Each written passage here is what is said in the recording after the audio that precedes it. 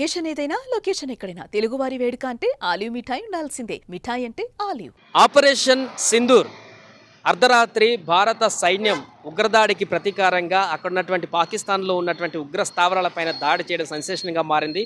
ఒక్కసారిగా 9 ప్రాంతాల్లోకి వెళ్ళి భారత సైన్యం వాయుసేన నేవీ అన్నీ కూడా మూకుమ్మడిగా కలిసి అక్కడికి వెళ్ళి సక్సెస్ఫుల్గా ఆపరేషన్ని కంప్లీట్ చేసి ఇండియాకి రావడం జరిగింది.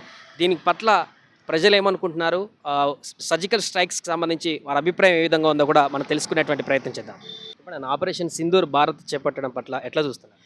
ఇది ఒక మంచి పరిణామంగా పరిగణిస్తున్నాం. ఎందుకంటే అక్కడ స్టేట్లో అయినా సెంటర్లో అయినా మోడీజీ మన ప్రభుత్వం, భారత ప్రభుత్వం అందరితో కలిసి కాంగ్రెస్ అయినా బీజేపీ అయినా మిగతా అదర్ పార్టీస్తో కూడా ఒప్పందం చేసుకొని, అలాగే అజిత్ దోవల్ గారు అలాగే అమెరికన్ క్యాండిడేట్తో ఒప్పందం చేసుకుని నిన్న నైటు మాక్ డ్రిల్ అని చెప్పి ఇండియాలో ఒక హైప్ క్రియేట్ చేసి సడన్గా పాకిస్తాన్ మీద అటాక్ చేయడం అది చాలా సంతోషంగా ఉంది. అలాగే పాకిస్తాన్ అయినా చైనా అయినా ఇండియా మీదకి రావాలంటే మళ్ళీ ఉచ్చబోసుకోవాలి.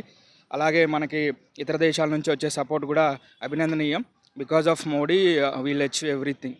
ఇప్పుడు ఉగ్రవాద్ దాడి తర్వాత ఇప్పుడు రివెంజ్ ఇది సరిపోయిందంటారా, ఇంకా చేయాల్సింది ఉందంటారా? రివెంజ్ సరిపోదు. ఎందుకనంటే జస్ట్ ఇది ఒక హైప్ ఇవ్వటం కోసం, ఇది trailer, we can say the trailer. ఇది మనం ముందు కూడా చాలా సినిమా చూస్తాం. అలాగే పాకిస్తాన్ ఎవరైతే డిఫెన్స్ మినిస్టర్ ఎవరైతే ఉన్నారో, అలాగే ఎవరైతే ఉగ్రవాదులు ఉన్నారో వాళ్ళని ముప్పు పెట్టడానికి భారత ప్రభుత్వం ఎల్లవేళలా కృషి చేస్తుందని నేను సంతోషిస్తున్నాను. అలాగే పాక్ ప్రధాని నిన్న దాడి జరిగిన తర్వాత ఒక స్టేట్మెంట్ ఇచ్చారు. మేము ఖచ్చితంగా భారత్కి బదిలిస్తాం, ఖచ్చితంగా భారత్ తాత్కాలిక ఆనందాన్ని శాశ్వతంగా ముగిస్తామంటూ ఆయన ఒక రకంగా యుద్ధం చేస్తాం మేము రెడీ అన్నట్టుగా కామెంట్ చేశారు. ఎట్లా చూడొచ్చు? వాళ్ళు యుద్ధం చేస్తే ఇండియా కూడా ఏమీ లేదు. ఇండియా దగ్గర కూడా అన్ని పవర్స్ ఉన్నాయి. ఇండియా కూడా రెడీగా ఉంది యుద్ధం చేయడానికి. యుద్ధం చేస్తే ఎవరి క్లాస్ 150 కోట్ల నుంచి అది ఒక మన తెలంగాణ స్టేట్ అంతా ఉంటుంది. పాకిస్తాన్ మోర్ దెన్ తెలంగాణ అంతే. సో దానికి మనం భయపడాల్సిన అవసరం కూడా లేదు. ఇండియన్ ఎక్స్ ఆర్మీస్ కూడా చెప్తున్నారు ఇంటర్వ్యూస్లలో, వాళ్ళ యుద్ధం వస్తే మేము రావడానికి రెడీగా ఉన్నామని. ఎక్స్ ఆర్మీ కూడా చాలా బదిలిస్తుంది, అన్ని ఛానల్స్ కూడా ఇంటర్వ్యూ ఇస్తుంది. దీనికి మేము రెడీగా ఉన్నాం అన్నమాట. ఆపరేషన్ సింధూర్ सर्जिकल स्ट्राइक ఎట్లా చూస్తారు? ये अटैक बहुत पहले कर देना था, ये अभी तक इतना बर्दाश्त नहीं करना था, बहुत पहले हो जाना था। ये जो भी है बहुत जल्दी करना। रिवेंज अच्छा है, बहुत अच्छा है।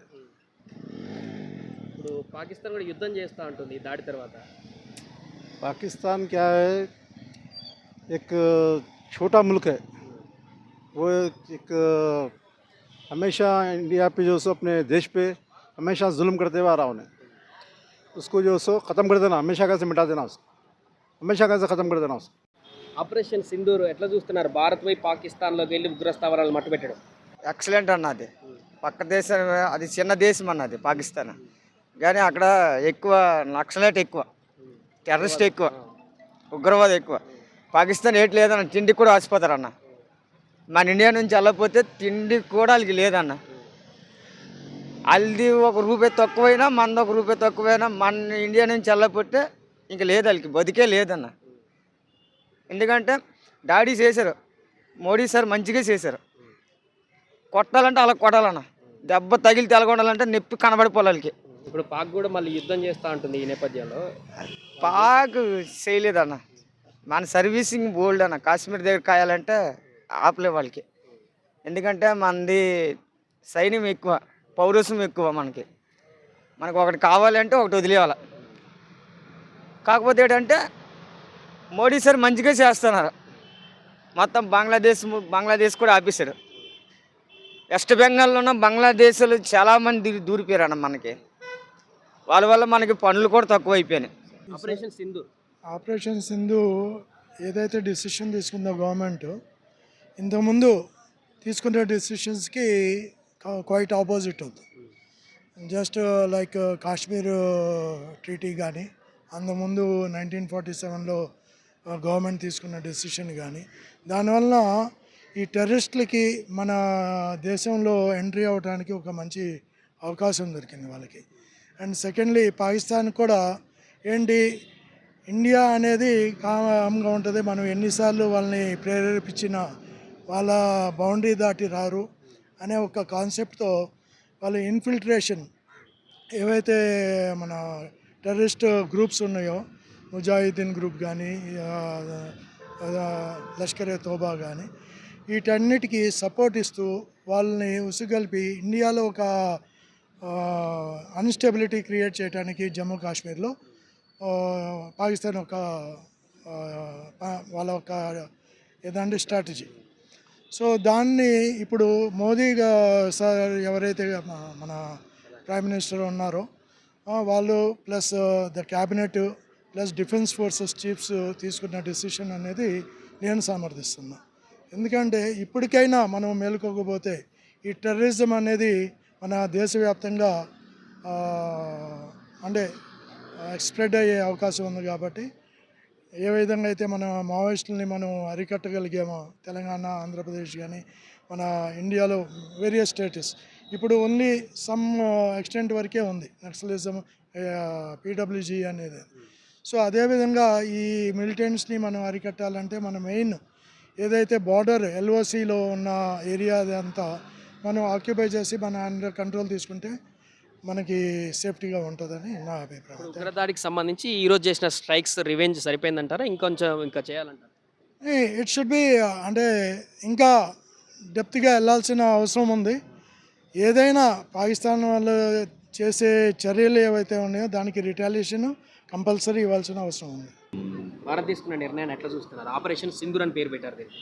సింధూర్ ఆపరేషన్ సింధూర్ ఎక్కడ స్టార్ట్ చేయాలి? ఈ సర్జికల్ స్ట్రైక్స్ని మీరు సమర్థిస్తున్నారా? ఎట్లా అనిపిస్తుంది? భారత్ రివెంజ్ కరెక్ట్ తీర్చుకుందా ఉగ్రవాదం పైన? డెఫినెట్లీ అండి. ఏదైతే ఈ మన ఇండియా తీసుకున్న నిర్ణయం ఉందో ఈ ఆపరేషన్ సింధూర్ అని చెప్పేసి అబ్జల్యూట్లీ కరెక్ట్ అండి. ఫస్ట్ ఆఫ్ ఆల్ ఆ పహల్గామ్ అటాక్ తర్వాత మన దేశంలో ఎలా అంటే మత కలహాలు అనేది దారితీయడానికి ఎక్కువ కారణాలు ఉన్నాయి. మెయిన్ రీజన్ వచ్చేసి వాళ్ళు మత పేరు అడిగి చంపడం అనేది ఇట్స్ కంప్లీట్లీ రాంగ్ అండి. ప్రపంచ దేశాన్ని ఖండించాయి. అది దట్టు వాళ్ళు ఏ మతం అని అడిగి చంపడం అనేది బాగా ఇంపాక్ట్ పడుతుంది మన ఇండియా మీద. సో ఇది ఒక మంచి రివెంజ్ అని చెప్పి అనుకుంటున్నాను. ఇలాంటప్పుడే మనం ఒక యునైటెడ్గా ఉండి మనమేంటో ఇక్కడ మన ఇండియాలో అందరూ ఉన్నారండి. బతుకుదేరు కోసం మన ఇండియాకి చాలామంది వస్తుంటారు ఇక్కడ. సో ఇక్కడ ముస్లిం, హిందూ ఇలా మత తేడా ఏం లేవు. ఇలాంటప్పుడు మనందరం యునైటెడ్గా ఉండి ఎదుర్కొంటే కంపల్సరీగా మనకు ఈ వార్ అనేది ఖచ్చితంగా మనము విన్ అవుతామండి. పాక్ ప్రధాని ఇప్పటికీ అంటున్నాడు ఈ దాడి నిన్న జరిగిన తర్వాత మేము ఖచ్చితంగా భారతదేశానికి బదులిస్తాం, వాళ్ళు చేసిన ఈ స్ట్రైక్స్కి సంబంధించి మేము రివెంజ్ తీర్చుకుంటామని ప్రధాని షహబాజే కామెంట్ చేస్తున్నారు. ఒకవేళ వాళ్ళు యుద్ధం చేసేటువంటి ఛాన్స్ ఉందా పాకిస్తాన్? ఏదైనా కానివ్వండి, మనకు ఐక్యరాజ్య సమితి అని ఒకటి ఉంటుంది మనకు, ఓకేనా. వాళ్ళు ఏదైనా కానీ ఒక శాంతియుతంగా చేద్దామని చెప్పి చూస్తున్నారు. బట్ ఇక్కడ ఏంటంటే రెండు దేశాల మధ్య కాదు యుద్ధం, ఒక ఉగ్రవాదానికి మనకు జరిగిన లాస్కి, ఓకేనా. మన మెయిన్ మోటివ్ వచ్చేసి ఉగ్రవాదాన్ని అణిచివేయాలని చెప్పేసి ఈ యుద్ధం అనేది అది. రెండు దేశాల మధ్యనే యుద్ధం జరగదండి, ఓకేనా. ఈ పాకిస్తాన్ అనే వాళ్ళు ఏంటంటే మెయిన్గా ఈ ఉగ్రవాదాన్ని రెచ్చగొడుతున్నారు. వాళ్ళకి జిహాద్ అని ఒక పేరుతో దేవుడి మతం పేరు మీద ఇలాంటి అరాచకాలు అనేవి సృష్టిస్తున్నారు వాళ్ళు.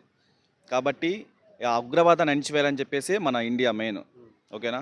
దీనికి అన్ని దేశాలు తీవ్రంగా ఖండిస్తున్నాయి అన్నమాట, ఈ ఉగ్రవాదాన్ని అణిచివేయాలని చెప్పేసి. సో ఈ ఉగ్రవాదాన్ని అణిచివేస్తే బాగుంటుందండి. ఇప్పుడు ఈ రోజు తీసుకున్న ఈ నిర్ణయం సరిపోతుందా? ఆ రోజు పహల్గామ్ జరిగినటువంటి ఉగ్రదాడికి ఈ రివెంజ్ సరిపోతుందా, ఇంకా చేయాల్సింది ఉందంటారా ప్రభుత్వం? ప్రెజెంట్ అయితే మనకు న్యూస్లో స్క్రోల్ అవుతుంది అండి. అంటే మనకు డిస్క్లైమర్స్ కానివ్వండి, ఇలాంటివన్నీ యాడ్స్ రన్ అవుతూ ఉన్నాయి. పీపుల్ సేఫ్టీ కోసం ఎలా ఉండాలి, లైక్ మాక్ డ్రిల్స్ అని చెప్పేసి అవన్నీ. సో అవన్నీ మనం ఫాలో అవ్వాలి. అండ్ మనందరినీ ఎలా సేఫ్ ప్లేసెస్లో ఎలా ఉండాలని చెప్పేసి ఇన్ కేస్ ఏమైనా ఎక్కువ లాస్ జరిగే సిచ్యువేషన్స్ ఉన్నప్పుడు మనం అందరం సేఫ్గా ఎలా ఉండాలని చెప్పేసి మన గవర్నమెంట్ ఎప్పటికప్పుడు గైడ్ చేస్తూనే ఉంది.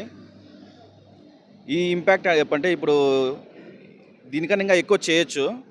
బట్ ప్రజెంట్ అయితే కంపేర్ టు మనకు పాకిస్తాన్ కంటే మన ఇండియాకే ఎక్కువ సైనిక దళం అనేది ఉంది. కంపేర్ టు వాళ్ళకంటే ఒక 5 lakhs మెంబర్స్ ఉండొచ్చు, మనకు ఒక 10 lakhs ఉంటుంది.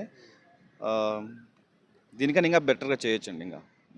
సో అట్లా సుమన్ టీవీలో మీ పర్సనల్ అండ్ బిజినెస్ ప్రమోషన్స్ కోసం కింది నెంబర్కి కాంటాక్ట్ చేయండి.